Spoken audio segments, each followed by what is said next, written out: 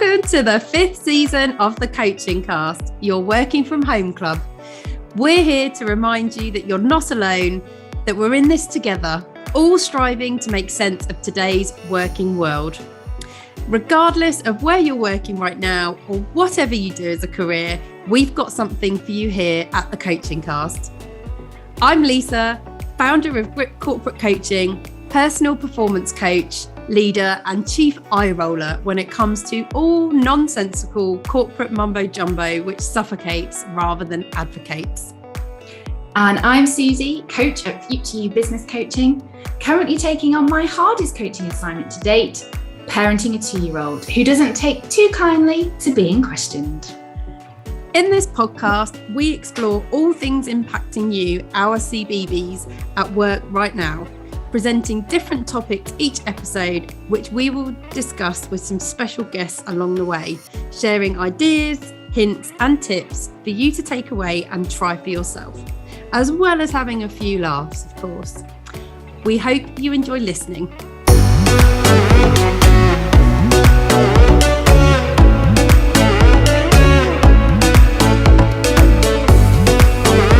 Here it is, CBBS, the 5th season of the Coaching Cast. We've enjoyed a short break and we're now ready to catch up with you all and discuss some exciting new topics impacting all of us in work today, as well as share some brand new bullshit bingos and some workplace shame stories to keep us all entertained. We've chosen to open the season with a 2-part special discussing values and how to find value in your work. In this first part, we will explore what we mean by values, why they're so important, and our experience of working with them. So stay with us and enjoy.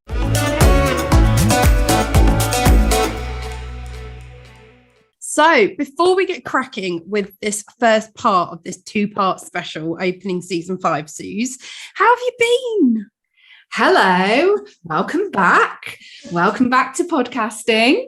I'm good, thank you. Not too bad at all.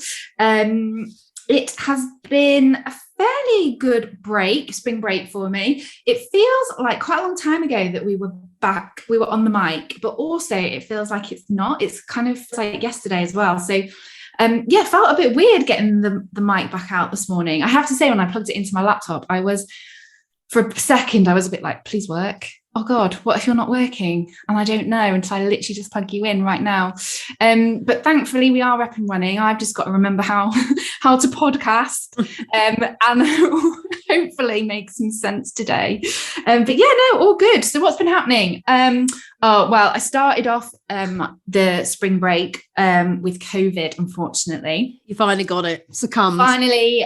Finally caught up with me 2 years later. So I had it and my husband had it. So that was a pretty rough 10 days or so, I have to say. Felt not great. And then I got the headache thing. So everyone says, like, sometimes when you have COVID, you can have a headache for like a couple of weeks afterwards. And I definitely did. So I had a headache every day for about 2 weeks after I'd had it. So that wasn't great. But onwards and upwards, because my brother got married. So my brother got married over Easter in the Cotswolds, which was fantastic. Lovely. So that was a really good couple of days. I mean, going to a wedding with a toddler is very different to going to a wedding solo. I would definitely say it brings a different dimension to things. It's quite intense, but no, he was really good. It was a really lovely day, and I still managed to throw a few shapes on the dance floor because excellent. I mean, who doesn't love a dance floor boogie towards the end of the night? Especially at a wedding. Good. Yeah, I love a wedding disco. Love a wedding disco. My dad, Martin, fan of the podcast, also guest. He was also really getting into throwing some shapes around. So yeah, me and him had a good old dance. It was really nice couple of days. And then also we've had a transition in this house around the toddler behaviors, I would say. I don't even know how to describe it. Basically, my toddler is now 2.5, and it's like living with Kevin, the teenager. So like this morning, so basically anything which is getting in the car going up for a bath and going to bed, getting clothes on. Not too bad with eating at the moment, touch wood, but basically anything that I ask to be done, no. The answer is just no. The other morning he woke up and I was like, oh, it's time to wake up now. And he just went, no, with his eyes shut. And then he just carried on going, no, no, no, over and over again with his eyes shut. I was like, oh, for God's sake, this is the day. How's my day's going to start? So there's a lot of emotion going on in this house, and it's not me yet, but it soon could be. Oh my goodness. So the terrible twos are true then? Right. So I was like, I thought, oh, I might have got away with this. Like, because before he turned 2, he was quite totes emosh, and like we had a lot of tantrums. And then he kind of hit 2 and a few here and there, but it kind of like settled down. I was like, oh, maybe we're done. Hit 2.5. Oh my God. And then literally the day after, we had like 4 meltdowns, like a caged animal, like literally like, get away from me. Oh my God. And I was just like, oh my God, I don't know what to do. Anyway, so not only do I now negotiate for a living, because obviously I do a lot of sales work in my business, I now am constantly negotiating at home as well. So yeah, I think I posted on my LinkedIn a few weeks ago. If you want to learn anything about negotiation, you can learn a lot from a toddler. I did see your article, yes. And I thought, oh God, it's that time. You're in that period of life. Yeah. So yeah, that's been quite challenging. And then finally, to kind of round things off, I hosted a Eurovision party on Saturday with my friends. I was waiting for you to talk about Eurovision because it has just taken place. Yeah, it has. And I know you're a fan. I am a big fan of the Eurovision Song Contest. Always have been, but I happened to go to the Eurovision in Lisbon in 2018, not to the actual final Saturday concert, but I was there in the week, went to Eurovision Village, and my love for Eurovision escalated from this point. Yeah. I had no idea you've been. That's amazing. I absolutely love it. I love it. It's so vibrant. It's so energizing. I love what it's all about, like the sentiment behind it. It's just kind of purest kind of love and fun. It was so good. And yeah, I absolutely love it. So I've got a couple of friends who like it, probably not quite as much as me. But I decided I was going to host a Eurovision party this year at my house. I made a bespoke invite. That is how much of a loser I am. Oh my God. I had no idea. This is like, I'm learning about you all over again. Yeah. The coaching cast whiteboard got repurposed for the Eurovision because I made everyone do their predictions before it started on who the winner was going to be and where the UK were going to come. And my friend Jenny got it spot on because she predicted Ukraine were going to win and that the UK were going to come second. And that's absolutely what happened. Yeah, that is what happened. So, and then I themed it because it was hosted in Italy. So I had a themed Italian evening. So we all had Italian food, Italian wine, and then obviously we watched the Eurovision. We watched some of it outside because it was a nice day, and then we watched the scoring inside. And I nearly had a heart attack when we were leading the scoreboard with the judges scoring, because this was like my World Cup. I was like, oh my God. And my husband was asleep upstairs because he'd been away with work, so he was absolutely knackered. And at one point I was like, I might have to go and wake my husband up because I am so excited. If we win this is going to be amazing. Like, I was like, I don't know how I'm going to deal with it if we win this. But obviously we didn't. We came second to Ukraine, which was an absolutely still brilliant result. But yeah, I loved it. I just love everything about Eurovision. I can't believe we came second. Like, we've had such a dismal Eurovision Song Contest for so many years. And I was so chuffed that we came second. I can't say I watched it. I didn't. But I watched all the highlights, and I'm quite a fan of Sam, who's our singer. I just think he's adorable and his voice is incredible. So yeah, I actually quite like the song. But it is quite a good song. I really enjoyed it. I like him. I think he's sweet. Yeah. So yeah. But also, I love the fact we just came second, not last in something for a change. I mean, what a turnaround. I mean, brilliant. I mean, there's probably a few factors at play there, which we won't go into. But yes, it was really, really fun. So that was kind of like a fun way to round off my spring break. But anyway, enough about me. What's been going on for you? Firstly, whereabouts are you in the world? Right. I'm still in Cape Town. Okay. But I fly back to the UK via Dubai next week on Friday. Yeah, don't hate me too much, people. Everyone. It's mainly because my husband literally was trying to eke out this trip as much as possible and delay arriving in the UK.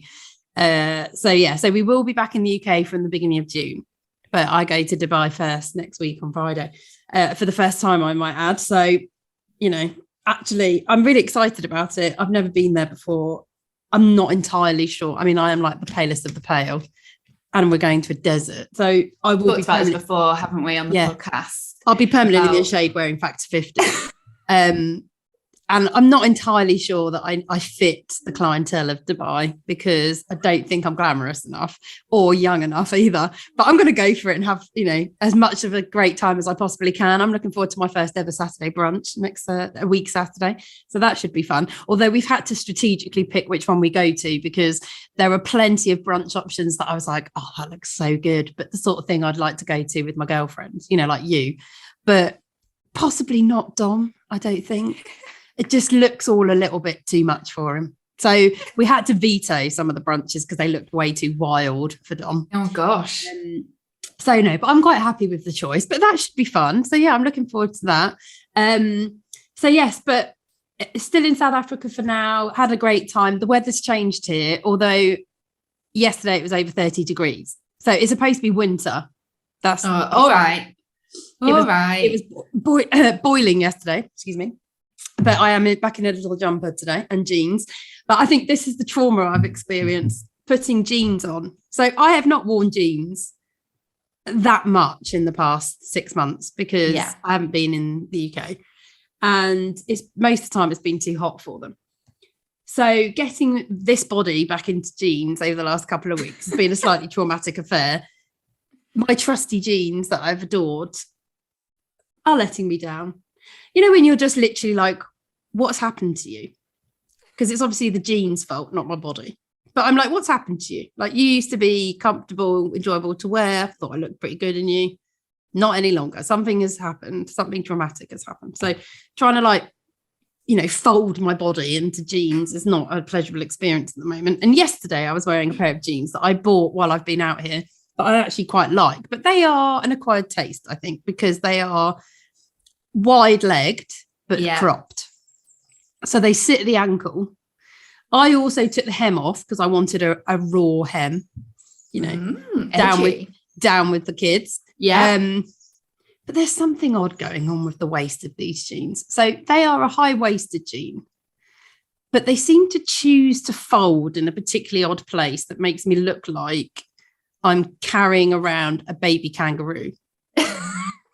So I've got this paunch. Now, the reality of my situation is I have a paunch. I do have a small paunch. It just exists. A paunch, yeah. So I wouldn't classify it as a gut or anything, but I have got a paunch. And, you know, as I've got older, I've noticed it's harder to get rid of. Like, it just doesn't shift anymore. I have a permanent paunch. And these jeans accentuate the paunch. So now it looks like I've got some sort of like baby kangaroo I'm walking around with. And I said to Dom about it yesterday. I was like, do these jeans look a bit odd? Now, he used a rather unflattering term that I'm not going to repeat here on the podcast, but let's just say he was making reference to my little paunch and where it was hanging rather low, which is not a flattering terminology. Anyway, he thought he was hilarious. I did not. So I then said, would you think I look stupid and I should stop wearing these? He went, no. I was like, well, you've just told me that I look like I've got, you know, a low hanging gut, which it's not really the look I'm going for with those trousers. So I'm going to have to do something with them. Either I lose some weight, but, you know, that's not my first choice. Or I just wear different style tops with them to try and cover up my little paunch that the jean seems to accentuate. I mean, I'm just loving this word paunch. Honestly, this is brilliant. I love it. I've not heard that word for a really long time. Well, I have one. Great. Now I thought I had one before South Africa, but I think it's just got slightly accentuated. I've obviously been having too much of a good time, but so I've now decided to start cutting back on the alcohol. So I'm now doing no booze Mondays, Tuesdays, 1 drink Wednesdays. Oh, wow. Progress. And then like it. As much as I can get into my throat Thursday to Sunday. So you are going to bottomless brunch next week. I am, yes. That's a week Saturday. So anyway, don't follow my health advice, kids. Yes. I'm not the role model here. Love it. Well, I'm glad you've had a nice break enjoying yourself. I'm having a wonderful time. Still sunning yourself in the delightful South Africa, which I feel like I'm living through you. But yes. Yeah. So it's good to be back. So should we get cracking with the opening episode, talk about values? Let's go.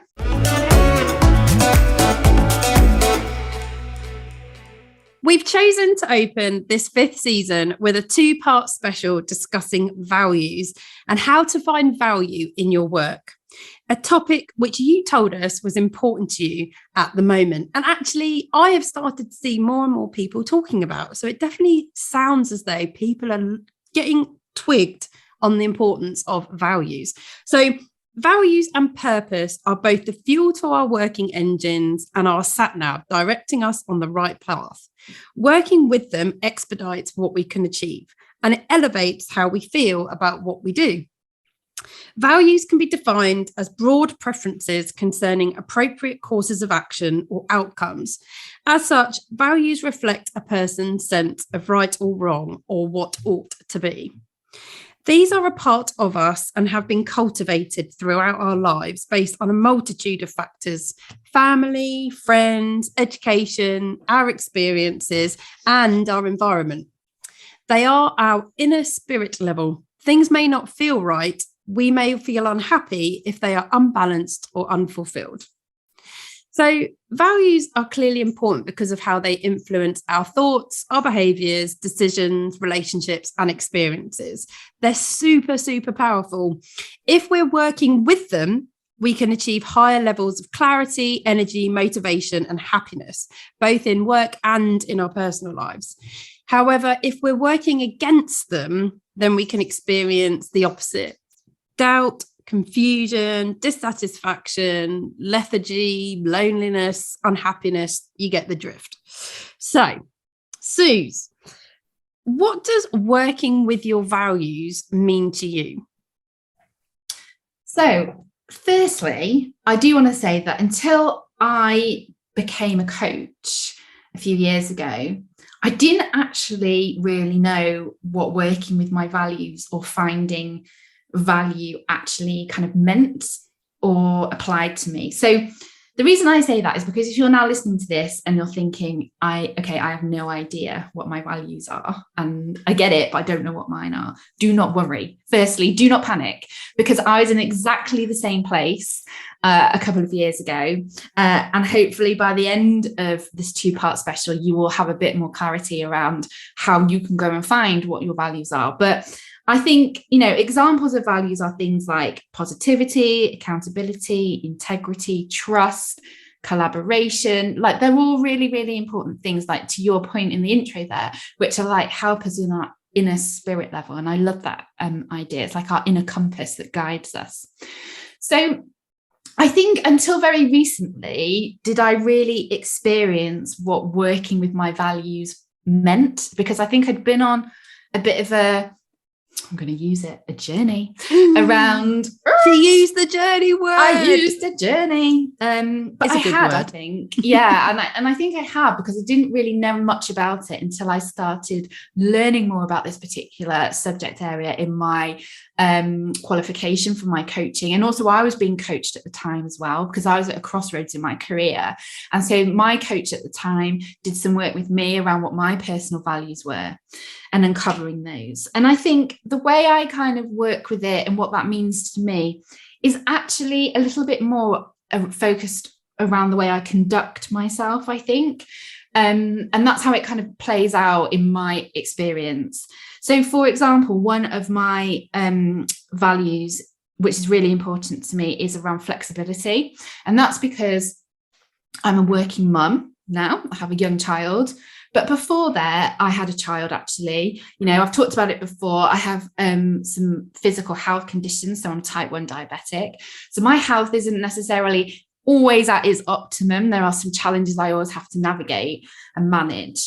And so actually being able to have the flexibility in order to do that, I know allows me to be at my best and allows me to be in a place where I feel, I've got satisfaction, I feel happier because I've got that flexibility there. And that's really important to me as one of my values. And so carving out situations which allow me to turn up and do the best I can do at work, but that allow me to be flexible in the way that I conduct myself. So for example, that I can, go and have a jelly baby because my blood sugar's dropped low, or I can just nip out for a second because I've got a medical appointment, or whatever that might be, is one of the things that's really important to me. And so now it's different because obviously I'm a solopreneur and I have my own business. So I am in charge of my flexibility more now to an extent. But that is something that definitely, when I was back in my corporate career and considering, job roles, was something that was very much at the forefront of my mind, was around, if I move into this role, is this still going to allow me an element of flexibility, which is so important to me in order for me to thrive, because my health needs to be in check in order for me to thrive in my work. And also the way I conduct myself as well. So that's kind of how it has come through for me, I think, as one of my top ones. And I think a really great way of looking at it as an example in its purest form, if you are a strict vegetarian and you don't eat meat, and then you go into a role, for example, as a butcher, you might find that really difficult because that might compromise your personal value around, ethics, for example, around like meat production, consumption, etc. So, just to make, I kind of simplify it to make a point, but that's kind of what we mean here, is when those things that are really important to you and anchor you, like that personal spirit level or compass, when they kind of go off kilter in the way that we're doing in the environments we seek out in order to do our work, that's when that confusion can kind of happen. So yeah, I think, spending time on things that I get my energy from and environments from a working perspective, which I know link into those top values for me in my career, are then what make me feel satisfied and fulfilled in the work that I'm doing. And I know we're going to come on to talk about situations where that hasn't been the case, and that definitely hasn't been the case for me at times in my career so far. But yeah, that's probably my experience of working with values. What about yourself? It's really interesting here you describe about the time when you learn about values and the fact that actually it was only really in the most recent years. Yeah. Because it's also very true for me as well. And you reference learning about values when you yourself were coached, and then when you went on to train to become a coach. I didn't realise my values, and I knew nothing about values until I was coached as well. So that was 8 years ago. And I've spoken about it before in terms of hitting at the time a real low point in my career and feeling quite stuck and lost and wanting to find a way forwards, and hence employing a coach. And one of the biggest challenges I had at the time was I didn't really know why I was so miserable. I had a rough idea. I knew it was job related, and I knew there were some certain elements in the job, particularly relationships, that were causing me some challenges, but I couldn't be specific around it. And it was a coach who helped me to explore my values and actually make the link between what was going well for me and what wasn't, and how values were playing a part in that. So I've only really understood this piece around values very recently. It's not anything that was part of my education, whether it be formal education or even emotional education as I was growing up. And it definitely didn't form any of my education or training in becoming a manager and leading people. And yet I think it's so integral to it, because I think values are integral to human beings because we all have them. And actually the way in which they influence us is so strong. So, what you described there around flexibility is a great example, as is that simplified example of being a vegetarian and working in a butcher's shop. That's how, that kind of makes sense. And I think when you describe it like that, people can relate to that. But that's how prolific they are. Like, all of us have them, whether we've acknowledged them or not is the key. Yeah. And I think that was what really, to be quite blunt, I actually think that was what helped me to really changed my career, changed my outlook about working altogether. It changed my perspective around what was within my control and what wasn't, because all of a sudden I had this greater understanding and insight into myself, and I could use that as extra information. And it felt like a power in itself, like being that aware of it and realizing how I could use it to my advantage to help me make my decisions. Because what is it about values that's so important to you, Suze? Yeah, great question. I think from my experience, mainly from the latter part of my corporate career, actually, so before I set my own business up as a coach and trainer, I think I was becoming more, well, I know I was becoming more and more unhappy in the role and the situation that I was doing, not for any particular reason in terms of anything else externally that was going on, but actually because for myself, and use a really good word there, acknowledgement. My understanding of myself was increasing because of the work I'd done around training to become a coach and the work I'd done with my own coach as well. So I knew more about myself. I knew more about what made me be at my best. I knew more about what made me satisfied and fulfilled as a person, but also in my work as well. And so because I had that increased awareness, I could see that there was now becoming an increased gap between what I was doing in my work, in my corporate career, and the role I was in, and what was important to me as a person, and also to be in place in my work for me to be satisfied and fulfilled in what I was doing. And so the importance of that was that I could actually see that they were going in different directions, and that there was a bigger gap forming the longer and longer I was kind of staying in that position and in that particular environment. And that was having a big impact on me. I was becoming unhappier. And I knew that actually I did want to do something different. But trying to kind of unpick all of that and navigate, well, what does that mean? How do I do that? Became quite consuming for me. I think it impacted me and my thinking quite a lot, I think, during that period of time. I would often, when I was driving to meetings, be thinking like, I don't really want to be doing this. This doesn't give me any joy whatsoever. This is actually making me feel unhappy.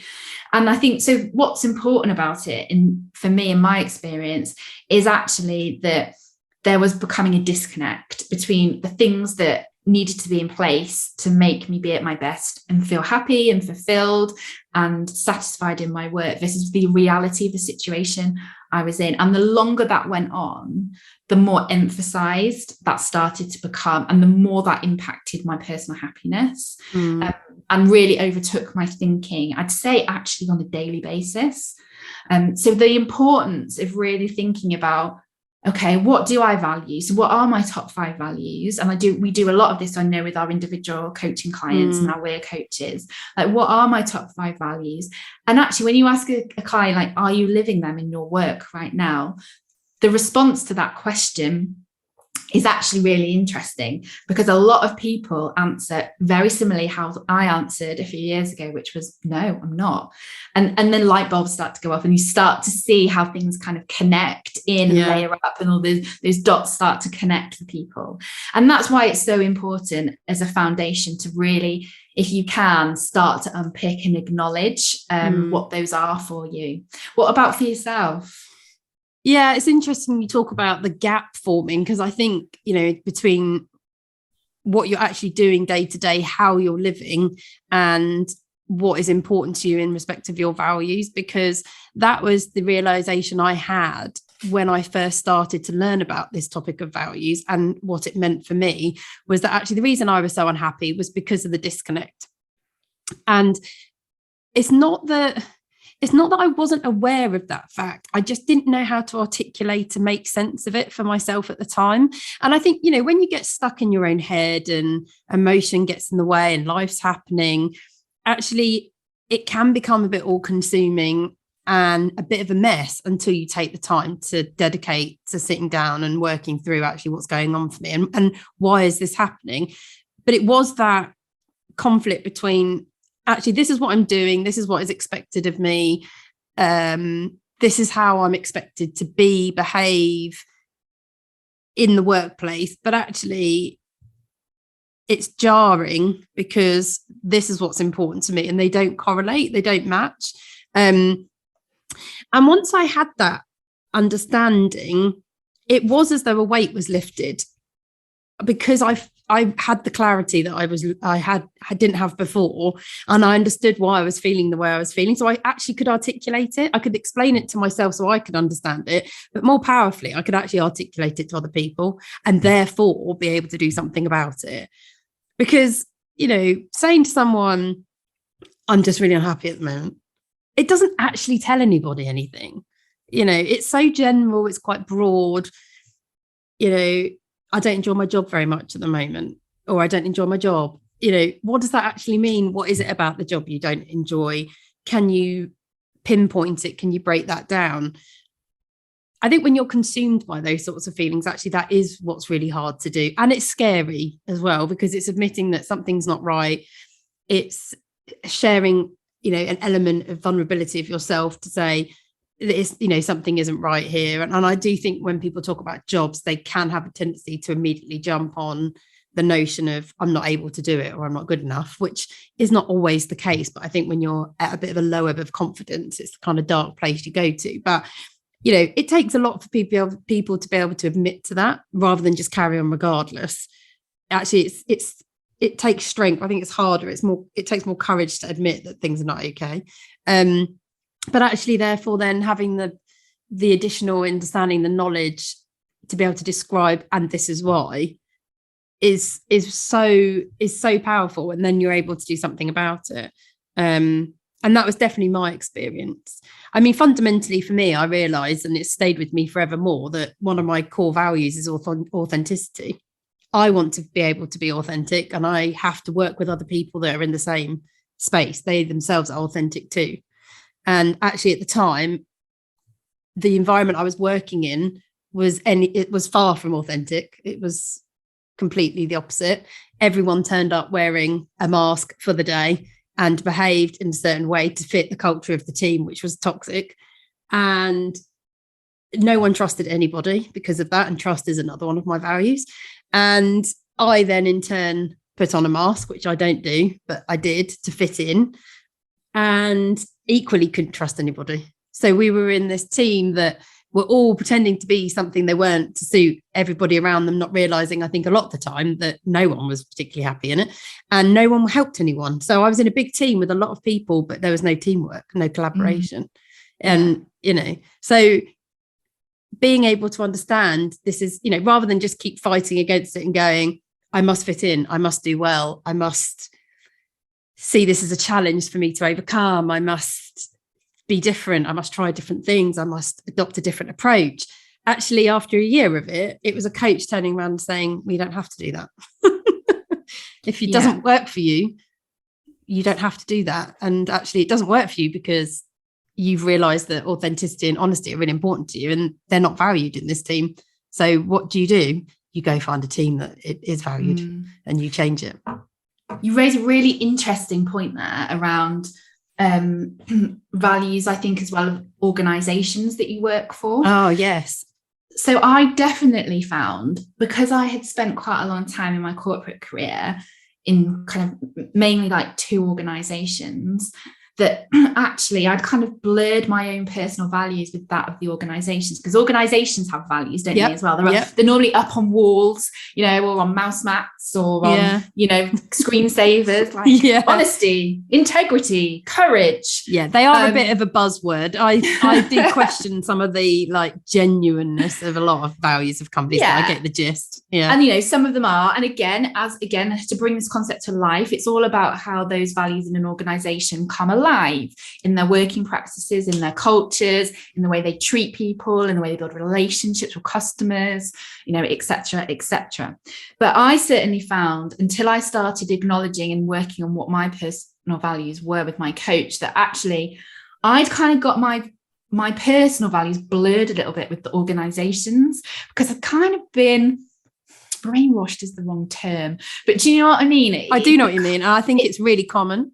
I thought it had become me because I'd been there for so long and I'd heard these words being used so often and frequently, etc. And I believed them, I absolutely bought into them. But actually, when I unpicked some of that and looked at myself, I'd kind of maybe lost actually what some of my own values were, and they weren't necessarily the same as the organizations. And at that point in time, I don't think for me, my career, that necessarily mattered as much.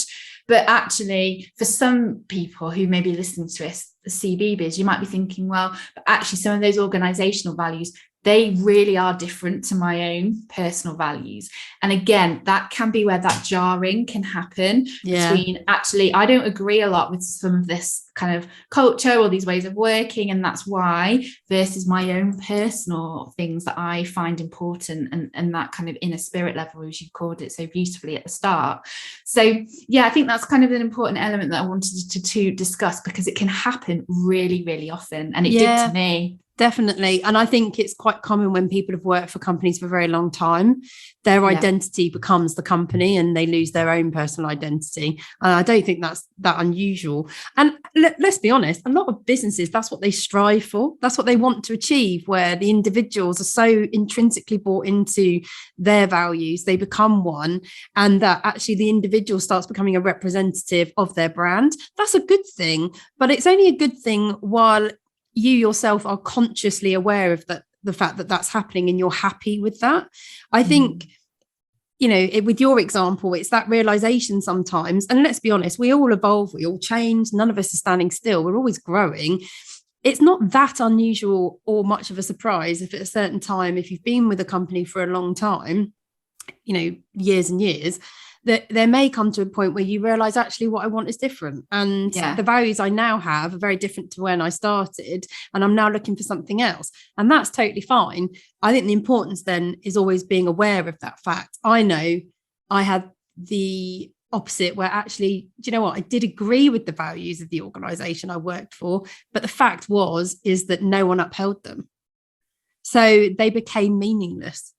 And that again played into the lack of authenticity for me that I was struggling with, which was I work for this company, the values they claim are this, but no one's living by those. And I've got examples of where the leadership teams are not living by those.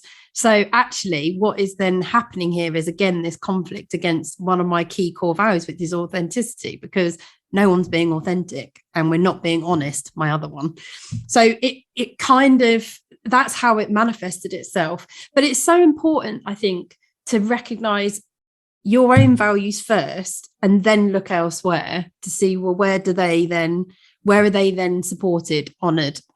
Where do I align? Because it's so helpful when you're looking for other jobs, working for other people. I know when I've changed jobs since learning about my values, that I very much use my values as a sense check. And I'll look at the values of the company, and I'll look at how they talk about their culture, and do they even talk about it? That's always a good start.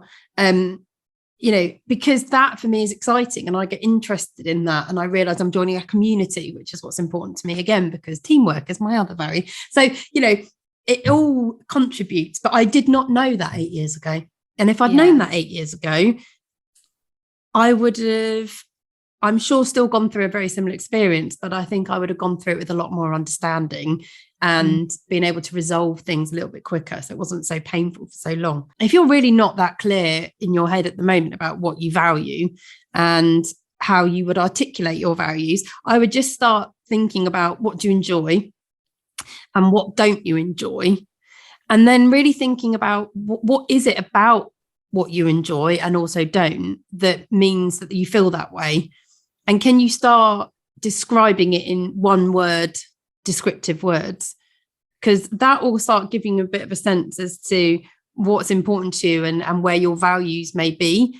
You'll get there eventually, but it's a good place to start. It's just simply, what do you enjoy and what is it about that you enjoy?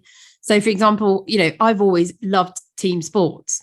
I played team sports for my whole life until recently, and one of the reasons I loved team sports so much was being with other people.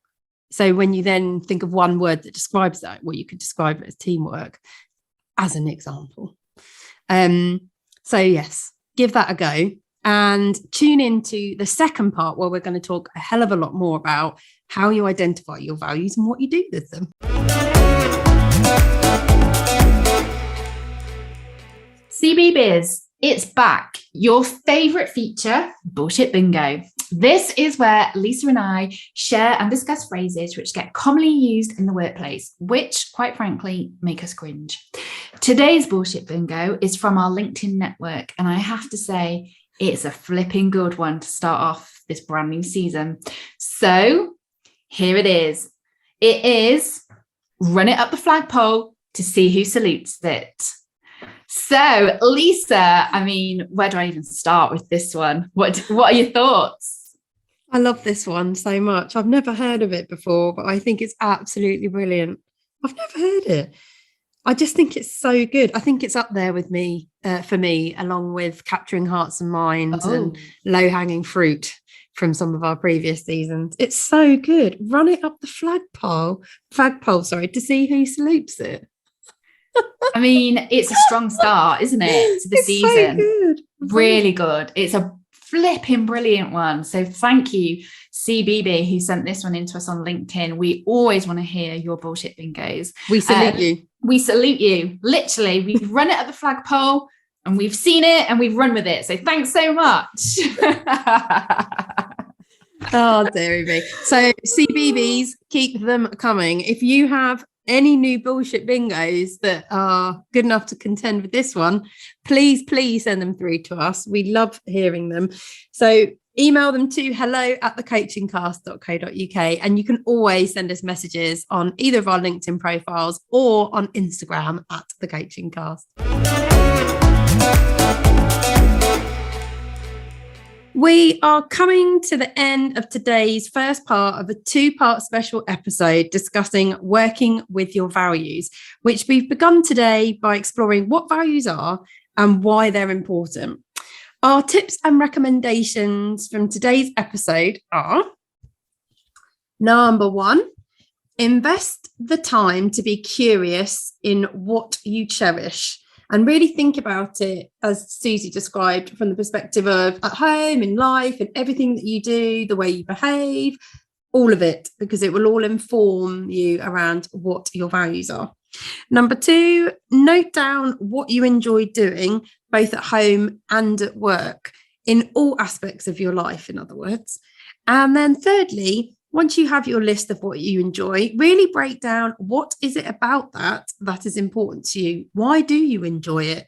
And start to see if you can pull out some single word describing adjectives for yourself that you can start to focus on.